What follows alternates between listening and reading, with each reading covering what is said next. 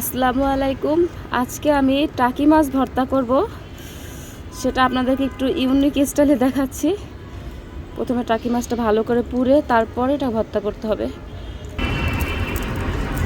এই যে আমার টাকি মাছ পুরা শেষ, এখন একটু ধুয়ে নেব, কারণ যেহেতু চুলায় পুড়েছি একটু কালি কালি ভাব। এই যে আমার টাকি মাছ, এখন এটাকে ধুয়ে বাছবো। টাকি মাছ ভর্তা করার জন্য আমি এই যে কড়াইতে একটু সরিষার তেল ঢেলে দিলাম। করার জন্য এখন আমি এখানে রসুন কুচি দিয়ে দিলাম, পেঁয়াজ কুচি দিয়ে দিলাম, একটু নেড়ে চেড়ে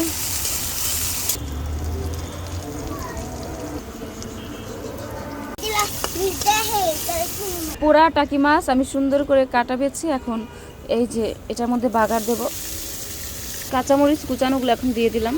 মা ছেলে মিলে টাকি মাছ ভর্তা করছি, তাও আবার এই যে আমার গাছ থেকে এই করে ধনিয়া পাতা তুলে নিয়ে আসলাম, এখন দিয়ে দিচ্ছি। যে আমার রান্না শেষ।